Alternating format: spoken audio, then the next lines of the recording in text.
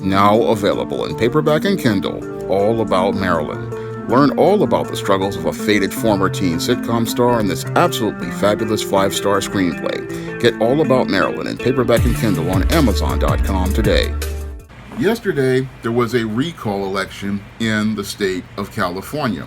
And sadly, there was one big loser in the recall election, and it wasn't Larry Elder. No, the big loser in this recall election were the residents who decide to remain in the state of California. Now, many of these residents in the state of California are so caught up in their emotions about this so-called victory they got by retaining Gavin Newsom as the governor of California, they cannot see the sad state of affairs that they're in the state that they reside in. And because many of these residents of the state of California cannot really think critically and see the big picture as related to the sad state of affairs that they're in, they cannot see that things are going to go and become a whole lot worse in the state of California. And this is just the tip of the iceberg for how bad things are going to be.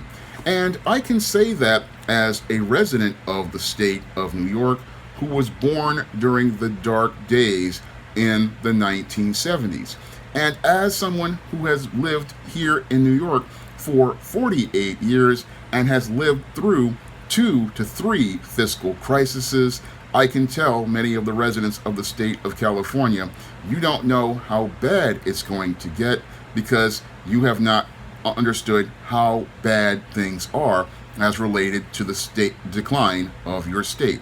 Now, as someone who has lived through the fiscal crises here in New York, I know that California is in just the first days of a really dark period.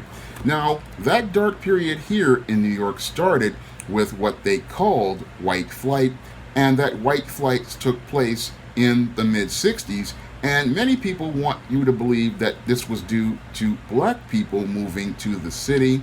However, it was actually due to what your Hispanic residents moving into the city, and that caused a lot of the white flight because many Hispanics moved into white areas, and this black and brown moving into these areas caused many of the white residents to pack up their bags and leave New York City.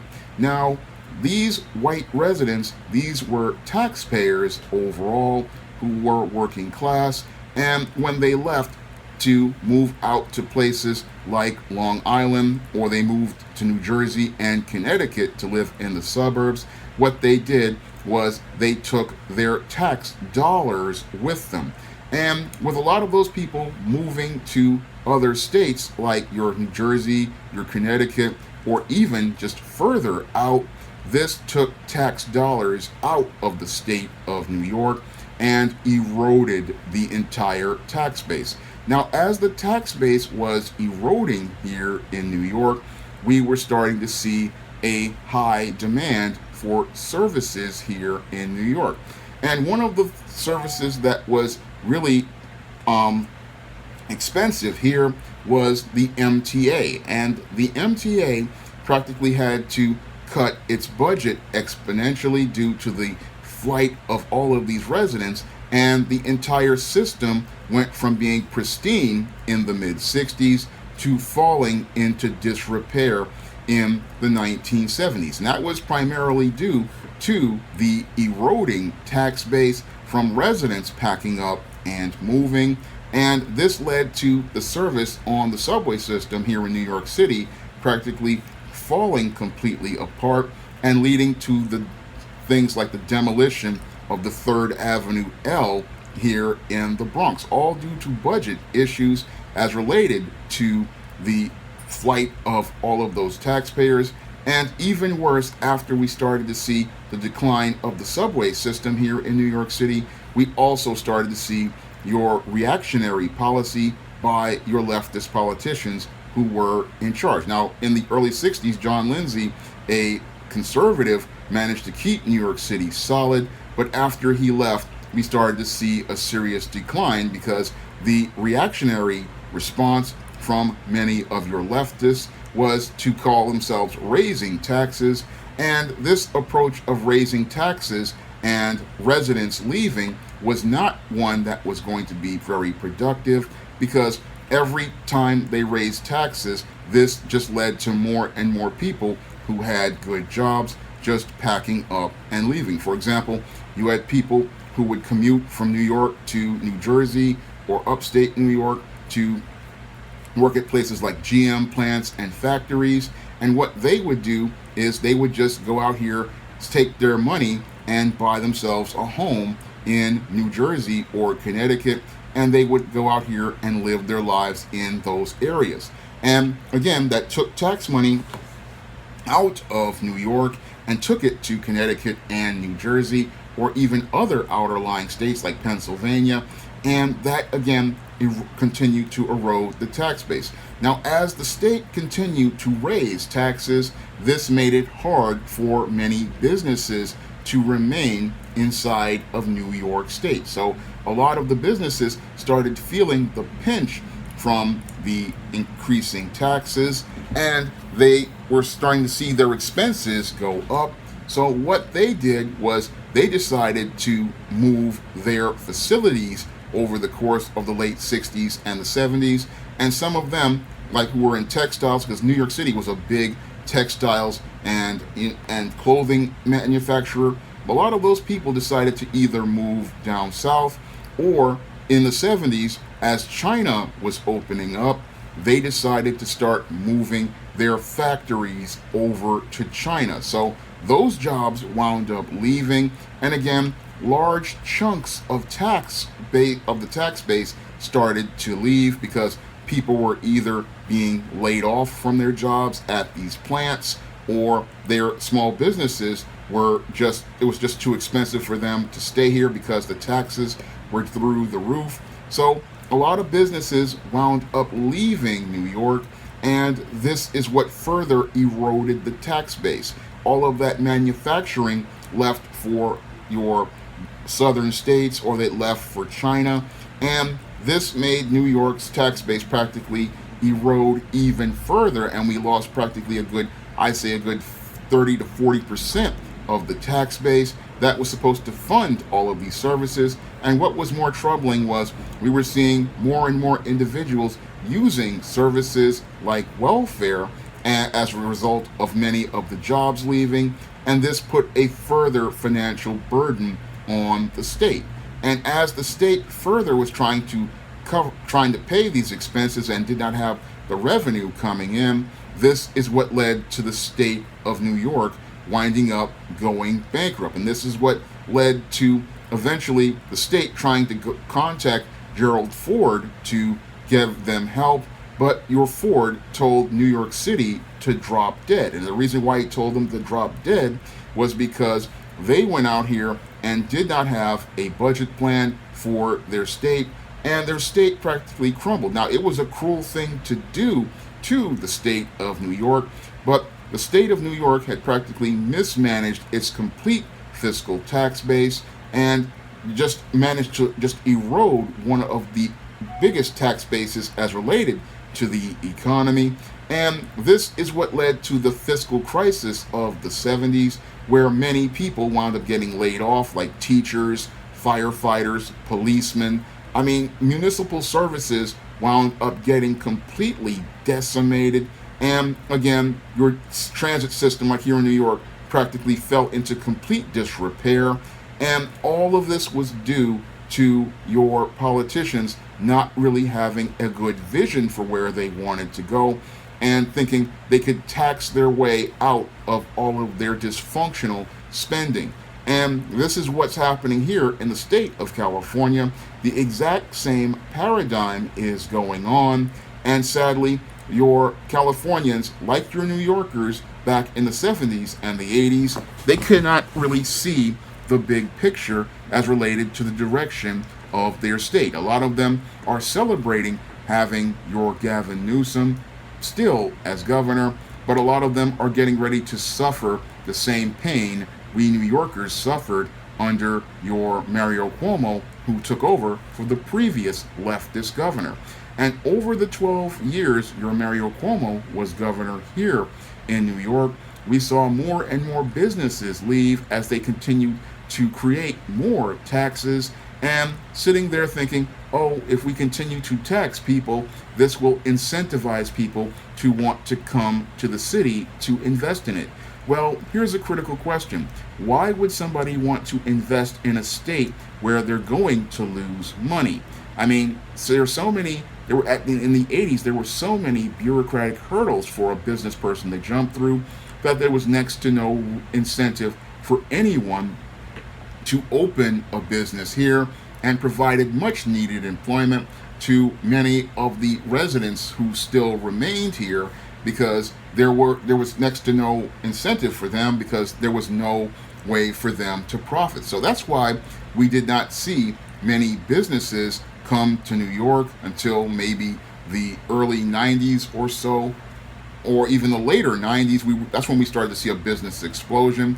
But many companies, I remember stores like Toys R Us did not want to come here because the crime was so bad, and many other businesses just did not want to deal with all of the taxes and the bureaucratic hoops. Because I remember reading about all of this when I was in high school. I would sit there and read the New York Daily News, and a lot of people just did not want to come here. Now, even worse as related to the eroding tax base and businesses leaving, this is one of the things that propelled the crime to go through the roof here in New York.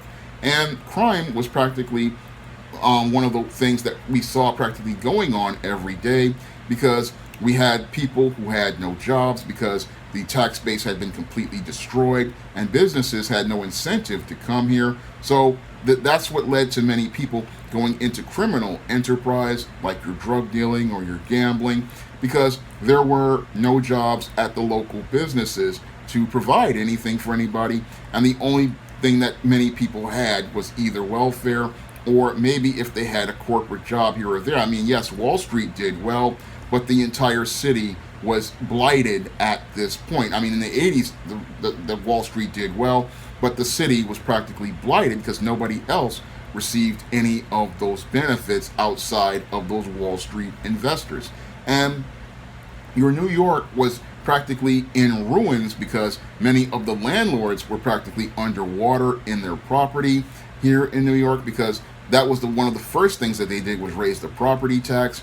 And raising the property tax, this is what made a lot of landlords practically lose their investment because the property taxes were practically the price of the property that many of these landlords bought. Now, back in the 50s and the 60s and the 40s, when people built a lot of New York, when it was in its prime, a lot of those buildings, they only cost maybe, like for the brownstones, they were like $8,000. Many of these buildings were maybe $10,000, $20,000. And back then, $8,000, $10,000, $20,000 was a lot of money.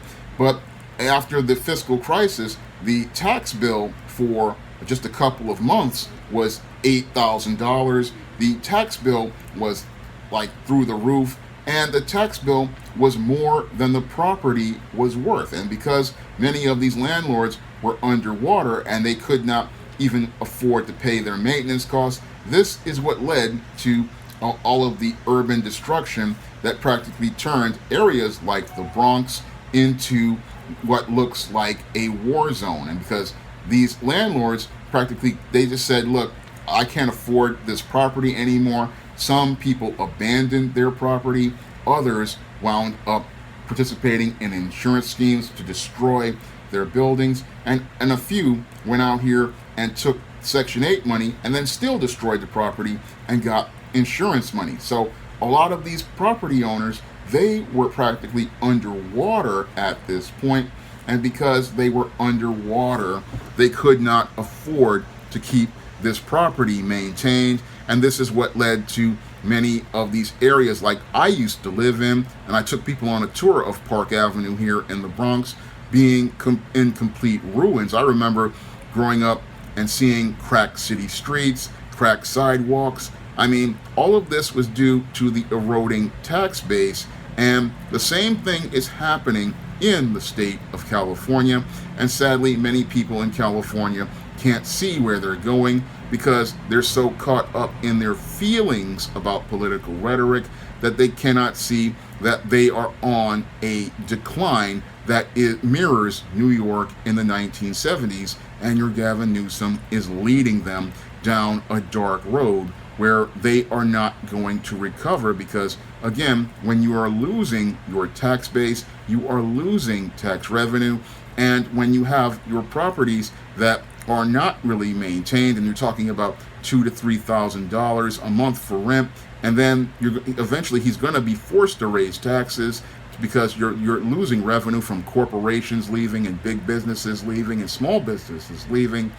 You're going to eventually wind up at a point where those property owners are going to wind up underwater, just like we were here in New York, and your services are going to start really declining. And again, many people can't see the big picture in California to where they're going because many people do not study history. And if you studied history, you would see how bad this ended for New York. And this is only going to get worse for many Californians because many Californians, they are just so caught up in their feelings about your Larry Elder. They didn't understand that they had an opportunity to try to correct this ship before it sinks. But they were just so caught up in their feelings about the evil Donald Trump and this Trump obsession. They couldn't understand that you needed to do something now because you're going to wind up losing later on, because if it gets as bad as New York was in the 70s and the 80s, where you're going to see teachers getting laid off, police officers getting laid off, garbage men getting laid off, it's going to become a whole lot worse. And many of these same people who are celebrating now will be regretting their decision when they see the sadder state of affairs coming to them later on. Because what's coming to California is what came to New York, and things did not really start to correct course until many of your New Yorkers finally started to realize that these leftists were practically running the state straight into the ground, and many people didn't hit rock bottom until crime got through the roof, like here in New York City, where we started to have 2,000 murders in one year and then 2,200 murders in another year. And the tax base had practically eroded to the point where there was nothing left, and we had the third fiscal crisis of 1990 that practically made it where people hit that rock bottom. And sadly, it took, I say, about 30 years for many of those people to realize that as related to New York. And then they finally decided to go out here and elect a right governor like George Pataki to finally start to turn the state around. And he managed to turn the state around and get the state on point, because when he came in, we started to see a increased tax base, we started to see more travel and tourism, and we started to see more people wanting to come to the state of New York.